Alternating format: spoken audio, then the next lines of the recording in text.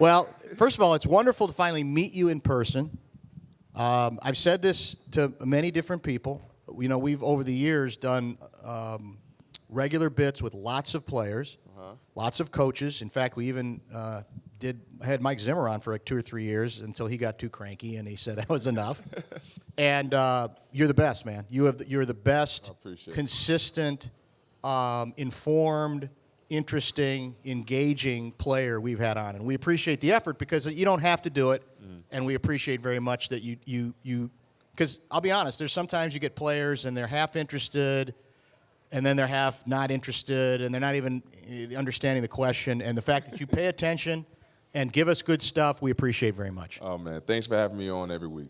I enjoy it. Well, as I told you before you came on, the timing's not perfect, obviously. Not the best timing of them all. After what took place in Detroit. So, again, because you're a veteran player, I'm very curious to get your view on sort of the state of things defensively. The numbers are alarming. They continue to go up. Yep. Your head coach said we got to try to do some things. So, what do you see? How concerned are you, and how do you get out of this box, if you think it's a box? You know, for the most part, we just have to continue to go back and clean up the mistakes that we made in that game. You know, in that game, we gave them, 2 free touchdowns, if you ask me, in my opinion. And that just comes down to, guys executing their assignment, at all times, because at this stage of the season, we can't have those like we talked about last week. Yeah, these type of wins are, grooming us for, those games that we may be in the playoffs. But we don't want to continue living on the edge. But at the same time, this part of the season, you want to be on your P's and Q's at all times because teams like Detroit are fighting for a position to get in the playoffs. We're fighting to clinch a position. We're going to get teams' best shot week in and week out, and we have to understand that, and we have to relish that because when you get in the playoffs, it's the best teams that's still standing. You mentioned the 2, what you view almost like as free touchdowns. The Williams, the Jamison Williams one, can you tell us what happened there, where the responsibility, was it they caught you in a coverage where players got confused and they took advantage of maybe what they'd seen on tape? Was it one play?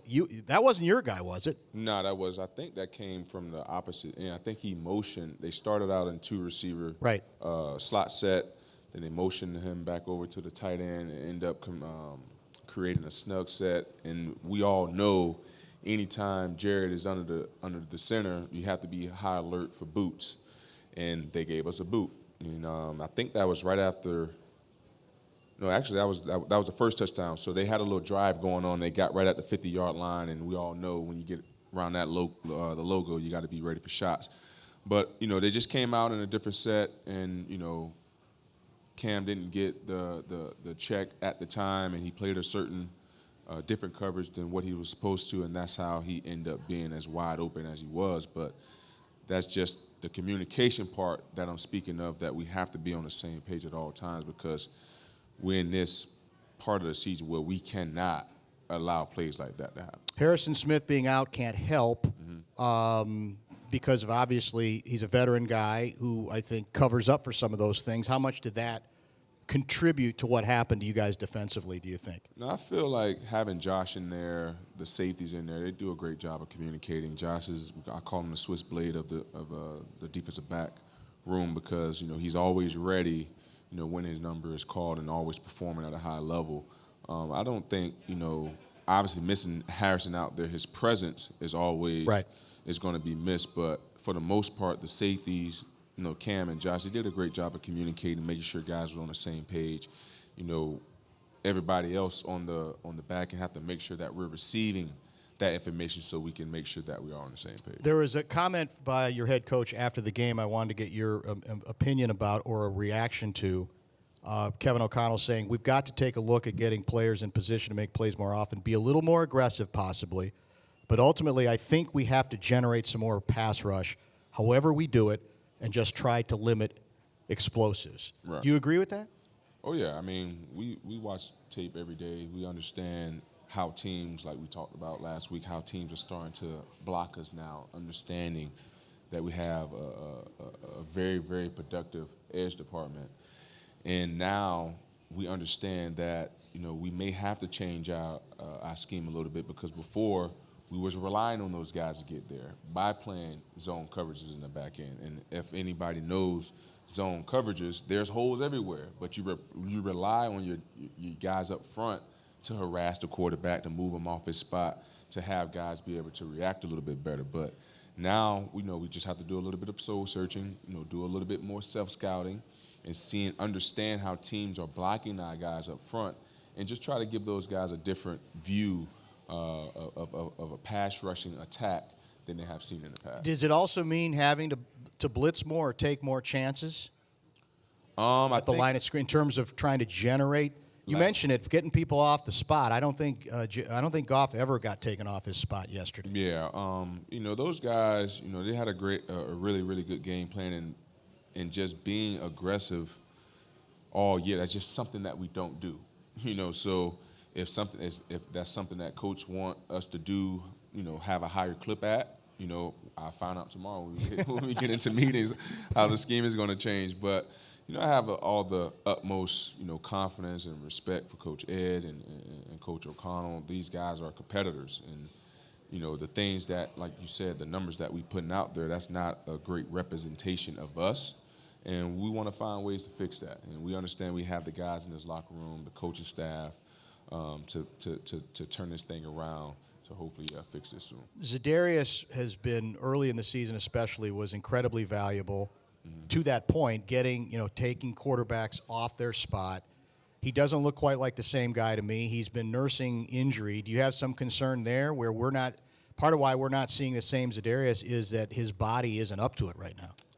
It's a long season. Everybody, I can't tell you exactly what he's nursing right now, but you can see that his snap count is a little bit down from what it has been in the early part of the season. But at the same time, the trainers and the coaching staff, they understand this is a long season. They know where we're heading. We want to make sure that he's at his best when we really, really need him. I believe we have a great, in Pat Jones and DJ. I think we have. I know we have a great host of guys that are able to pick up the slack, as he's trying to get back to himself. So, as again one of the veteran members of this team, knowing how it went yesterday and how alarming some of the numbers look, what is your approach with other players? Because the odd situation, as you know, is you're still sitting here with a record of 10-3. Right. You beat the Colts on Saturday. You win the division. You're still in great position to end up with the second seed. One's going to be hard now after the last loss. So what is your message to sort of, so that people don't start losing too much confidence and start questioning themselves about, what have we really got going here? Nah, there's no sense to lose any confidence. It's the NFL. We lost 3 games, and you'll think that we lost 7 games. We're still in a great position. We're still in position to win the North this weekend. When we win this weekend, I'm not guaranteeing no win, so let's not go out and say, P2 guarantee. You can do that if you want. No, I don't want to do that. Okay, all right. But I have confidence that we will win this game Sunday. So, just our 3rd game that we lost. It's a long, long season, and we just want to be able to be primed when we need to be. We just want to continue positioning ourselves, where we want to be, so we can be, in the playoffs, obviously, but also continue to build up those reps that we may need. Continue putting ourselves in those situations, because we don't know which situation that we may went through in the regular season is going to show up in the playoffs. So we know we're going to be one of those 14 teams in the dance. Now we just want to continue grooming ourselves, so when that time comes to be nice and primed, we can go out there and be more than ready. Patrick Peterson is our guest. Just a couple more things with him from Eden Prairie at the Toys for Tots event.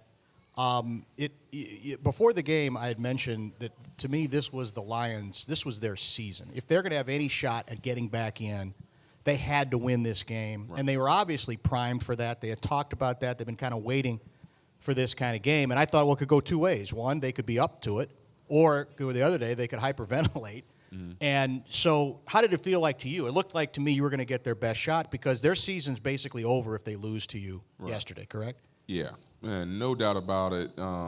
Ever since, even going back before, Dan's been there, they always been a strappy, grindy team.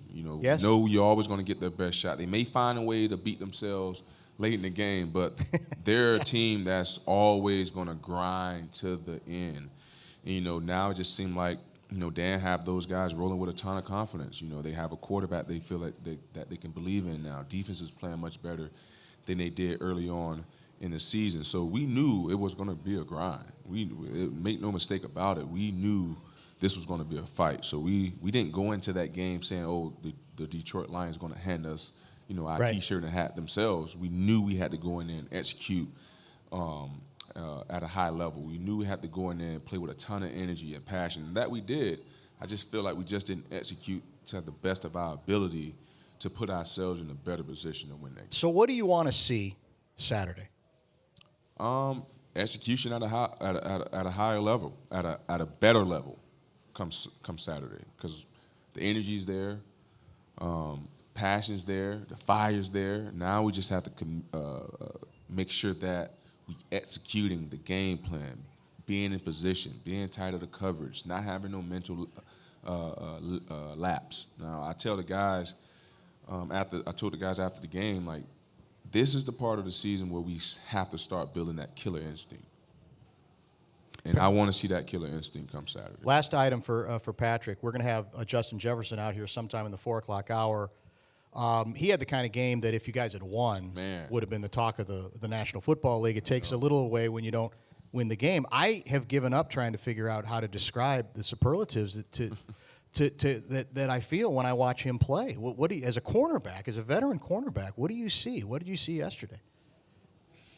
Just a guy that's unguardable. I mean, no matter where they had him doubled the whole game, still finding ways to make catches, unbelievable catches. And it was almost like, watching Megatron back in his day. Seeing guys triple team, double team, but still get 200 yards. And he did not step out of bounds. That's true. He's still bitter about that. Exactly. He would have had 260-something yards, and probably had an opportunity to get the ball back because it was a ton of time left on the clock. So, I mean, just a great athlete. Happy to have known him for so long and just to see where he is right now. I would have never thought I knew he would be in the NFL, knew he would be special. But I didn't know he would come into the league and just tear it up the way he's doing it right now. Patrick Peterson, ladies and gentlemen. Thanks, man. Thanks for coming to see us. Let's go. We appreciate you. Good luck on Saturday against the Colts, and we'll talk hopefully next Monday as well. We'll pause here, come back, and set up the rest of the show.